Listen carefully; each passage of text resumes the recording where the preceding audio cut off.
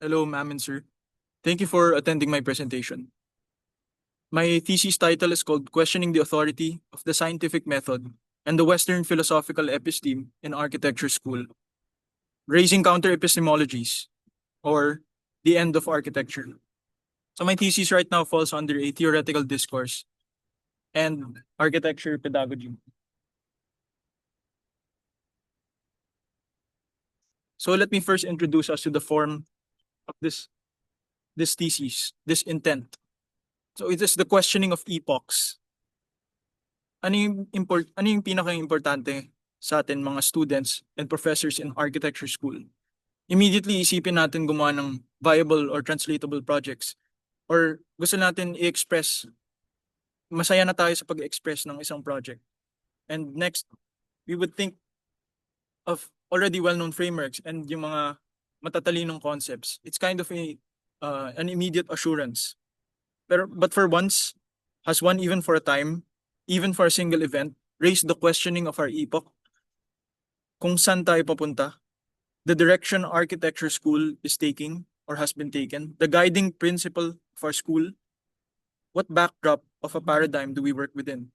Bakit sa dinami ng thesis walang nagtatanong? Or maybe we do not see the value or the possibility of this question. My analysis of this epoch reveals what has been explicitly or implicitly known, that science and Western philosophy are the governing disciplines that direct our epistemology or paradigm. More specifically, my thesis identifies science and Western philosophy as the motivating, generating, processing factor, a kind of Western ethnography that prescribes a particular orientation, allowing, disallowing, or privileging certain types of discourse, methods, processes, presentation, and language to arise in architecture school. And most crucially, because of our adherence to this certain paradigm, we have been neglecting or have neglected something. We have disallowed, prohibited, and repressed. I call this a localized knowledge base that is counter to the demands of science and Western philosophy. So in the same spirit, we can evoke the questioning of architectural periods against themselves. Sometimes, kailangan nila i-overthrow totally ang previous paradigm in order to create a new. And we can even evoke architects na kilala natin, such as Peter Eisenman, Wolf de Prix, Bernard Schumi, Levias Woods, and architecture firms, groups, architecture schools. So what do they have in common? They attempt to question, philosophize, radicalize, divert, and even detach themselves from the dominant paradigm. Pero yung mga pagko-question na to, it did not arise in peace. Baka hindi nga sila nag-agree. And maybe they were not able to find the balance. And it might not even have been realized completely or elaborated completely into a built structure. O kaya naman, it was timelessly integrated to the status quo. Pero yung nagagawa na to is they mark architecture as a discipline that should not just be concerned within its own boundaries, but a potential and powerful producer of provocations that can influence kahit yung mga perception ng mga tao or change the status of common thought or common processes or bureaucracies. So this form, the questioning of epochs na ginagawa ko, aims to reevaluate the values, context, motivations, and desires of our school, manifested in architecture, pedagogy, design, or in theory. Para magawa natin to, kailangan natin mag-prepare and encourage the risk of having incompleteness, uncertainty, and even of its destruction, of its end. Ito lang nakikita kong paraan para makapag-introduce tayo ng bagong paradigm. So let me tell you in a story, or let me take you through yung mga patterns na na-observe ko towards this paradigm in question. So napapansin ko, ang dami natin speculations. We don't even lack artistic creative expression. We don't even lack speculations. So you can see here a pattern that we work within reason, we work within logic systems, We even use new concepts and we even try to divert. But there's something that takes a hold of us that connects all of these into a same line, into a same end. So this is how I see architecture school and our pedagogic circles or yung mga studios natin. So we adhere to certain requirements and we even take them as in a kind of dogmatic way. Kailangan yung gawa natin is within reason, within logic, or within a system. Kailangan natin ng dialectics. We need to find being. We need space-time future. We need dualities and all these things. But here comes my theoretical framework. So from Jacques Derrida, science and Western philosophy is actually a form of Western ethnography. So makita natin yung pattern na to is similar to the demands of science and the demands of philosophy. And what they have done, why we call it a Western ethnography, is that sila nagsimula ng concept of structure. So, ibig sabihin nun, they have all these concepts and requirements that relates back to this notion of structure. So, baka nga wala tayong paki sa structure. The point is, we inherited this requirement. That is why we revert back to a Eurocentric requirement. Sabi nga, all the names related to fundamentals, principles, or to the center. In our institution, we treat them almost as final. We treat them as the most truthful, the most emancipatory. Pero pag lumabas tayo sa classroom, we just look at our country. Every day outside, merong influx of knowledge and phenomena, wants and desires that seems autonomous. And this is it. This is an example of that impression na kahit pilitin ng science and Western philosophy sa kanila, wala silang pakialam. They can produce a certain knowledge that is autonomous from this prescription. So makita natin yung pattern, wala silang paki sa architecture. Baka right now we are working within, let's say we're trying to make a tectonic project, pero hindi naman nila kailangan yun. Trip nila mabisita ng Itbulaga. Or, all these things that are illogical, unreasonable, inconsistent, and even destructive. And even without sense or purpose. Pero meron tayong history na tinatry natin i-translate. Diba? Ginagamit natin ito para i-perceive ang itong knowledge na to. Pero palagi tayong nako-compromise or kino-compromise natin. The moment we perceive it, it becomes, for example, gentrified or it becomes empathetic in a way.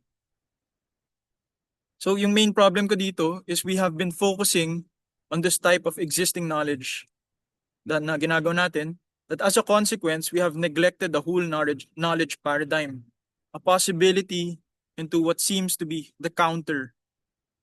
So kahit ignore natin, yung knowledge base na to is autonomous and it's a localized knowledge base that has a continuous significance in our everyday world.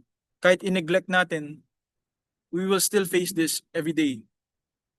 So it permeates the site of our school even.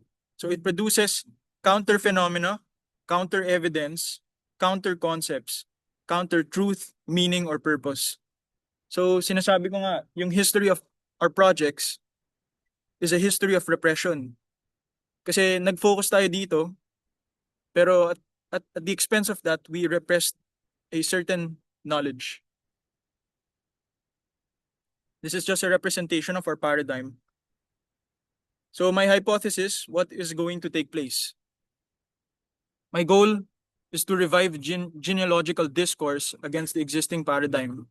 So I need to open that possibility of observing yung overlappings ng mga phenomenon within our paradigm and yes, I need to look at the contradictions, tensions. My next hypothesis is to raise counter epistemologies at the risk of the end of architecture. So, sa nakita natin na knowledge base, wala nga silang paki sa architecture eh. So, what kind of, how does this knowledge work? So, I want to use logic or reason in order to try to observe this unreason or illogical intent. So I want to turn it around itself. Yung reason gagamitin ko para gumawa ng unreason and so on. And then my last hypothesis is to infiltrate the architectural world. Paano kaya gagana ang mundo na ito kung we think in the mind of someone who is illogical, someone who is who doesn't give a who has no sense, no purpose.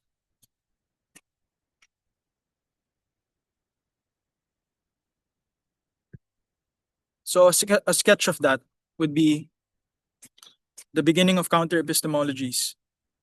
Kung eri, anong source mo? Hearsay. Kung eri, anong dialectic, anong logic or systems mo? Katangahan. So, anong meaning, anong narrative? Walang kwenta.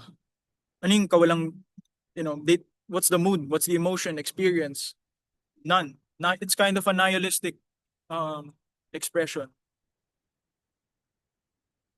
So I want to explain my second theoretical framework, which is paradigm shifts. This is how I see, this is how I frame the school, and this is how I frame what we have neglected. So I call this two separate paradigms. And then I want to prove via Galileo that he had to resort to unscientific methods in order to open the way for a new paradigm. So a paradigm, according to Thomas Kuhn, American historian and philosopher of science, it's a phenomenon of regularity of pattern, problems, rules, methods, theories. And then yung paradigm nito ay magsasabi kung yung ginawa mo ba are accepted examples of actual scientific practice. Kung it doesn't fall within, kung what you're doing doesn't fall within this paradigm or hindi pa niya na-perceive, it doesn't consider it scientific.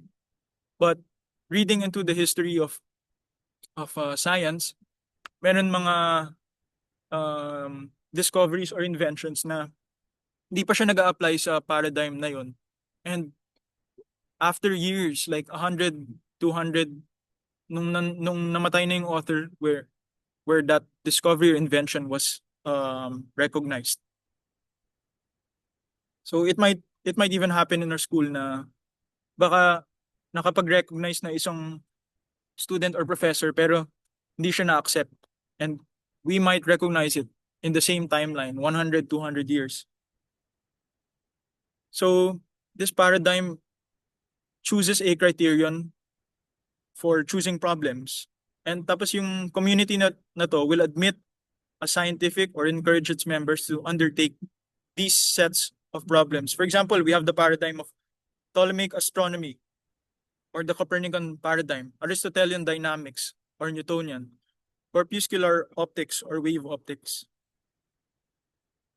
So yung paradigm na to, yung normal, it's called a normal science. So para itong mga puzzle solvers according to Kuhn. So yung goal nila is not to break away from their paradigm but to produce accuracy or elaborate and verify their paradigm. So they are just taking their paradigm further. So hindi nila goal is sirain yun. That's why he differentiates normal science from revolutionary science. Kasi iba na yung attitude dito sa revolutionary science. And it comes in the form as an anomaly. Parang may na-experiment yung scientist or yung tao. And then something comes up that keeps following his experiment na parang may mali. And then later on, he tries to find methods kung paano to i-express until mag-delve na siya sa philosophical you call this method para baka hindi compatible yung paradigm niya para um what this to explain that.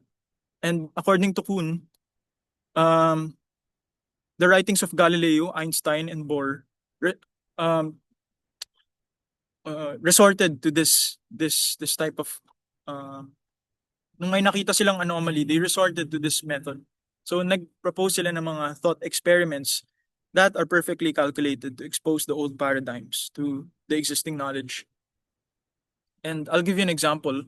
Si Paul Feyerabend is a philosopher of science. So he uses Galileo as an example. So these are two paradigms, the Aristotelian and Ptolemean geocentric model, where the Earth is at the center of the universe, and then the Copernicus or Copernican Galilean heliocentric model, where the sun is at the center and the Earth is just somewhere outside circling. Now, yung Aristotelian Ptolemean geocentric model. So, nung medieval times, nag-rely sila sa Aristotelian body of knowledge. Yan yung basis ng medieval natural philosophy. Kasi yung knowledge na yun is nag-conform sa findings of the Bible and yung mga writings ng mga scholastics or the intellectuals of the church. And then it appealed to common knowledge and common experience. It confirmed common experience. So pag nag-aaral sila ng or they're conducting the research, hindi siya separate sa ethics, sa theology, and metaphysics.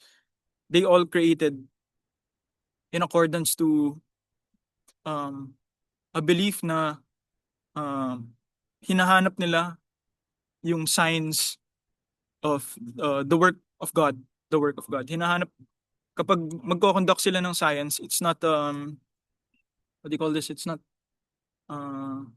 cut off from that goal. So, their goal is to find God in nature. Kungari. And then we have the heliocentric model, which is first proposed through thought experiments na naging suggestive muna sila kasi they're facing a big institution, the Roman Catholic Church. And what Galileo did was he gave this tower argument. This is interesting kasi yung common knowledge is the earth was still. The earth is stable and no movement. Kasi kung gumagalaw ang earth, bakit hindi natin nararamdaman? Bakit pag nakahulog tayo ng bola from a tower, it falls straight down? And why do birds, if they fly opposite, na bakit hindi sila nahirapan? Why is there no resistance? So, yun yung paniniwala dati na natural motion is just vertical. So, it either ascends or descends based on its natural inclination. And then, horizontal motion is not natural. So, it requires someone na hatakin or itulak. So, yung argument against the rotation of the earth is the flight of birds, di ba? That we mentioned na bakit hindi sila nahirapan lumipad? Dapat sobrang naagos sila ng hangin. And then the stillness of on a ship. So pag tumayo ka sa barko, bakit hindi gumagalaw yung mga bagay? Why is it the same as when the ship is still from a ship that is moving? So hindi natin nararamdaman. And Galileo's proposal was he doesn't deny na hindi niya din nararamdaman na he's not moving, pero he changes the experience. Sinabi niyang maybe we are both following vertical motion and we are both following a rotation. So he calls this a natural circular motion. Kaya pag nakahulog ka ng if you drop a ball from a tower, all of these, the tower, the boat, the birds, they are within this, they are within both motions. Kaya mukhang stable siya. So that is the introduction of inertia. Yeah, that is the first introduction of inertia. Then we find the text itself. Yan yung sinabi, di ba? And then ito yung mga bagay na I want to discuss pero next time na lang. It basically is the politics between sciences, knowledge, narratives, and history, which is very important sa ginagawa natin sa discourse. Kasi meron siyang, ang knowledge, narratives, history, meron siyang friction, and meron siyang friction and reference with science. And then reason, sabi ni Nietzsche, kanino bang desire ito? Are we just following it because because it's absolute? So my thesis significance for architecture school is, first, my thesis aims to act as an event to shake up a potentially new direction toward this counter knowledge base. So in order to experiment, explore new expressions, experiences, or designs. So wag tayo mag-expect na papunta to sa progress. Let's say it is patungo sa hindi pagiging progressive, or yes, it's not, hindi siya patungo sa achievement, patungo siya sa disappointment, etc., etc. So we need to change the way we mark, or the way we, yung criteria natin sa paradigm na to. Second, my thesis is to help students and professors acknowledge the potential dogmatism, kahit parang reasonable naman, intellectual naman, moral or aesthetic, that would hinder upcoming emerging paradigm shifts, counter ideas and concepts. Baka maka-found pa tayo ng isang paradigm na magkaiba sa mga schools or art professors in Europe that we respect. So baka nga pwede tayong gumawa ng bagong discourse. Third, my thesis aims to act as a precedent into this direction of a counter knowledge base, risking a counter architecture. Within a wider social discourse,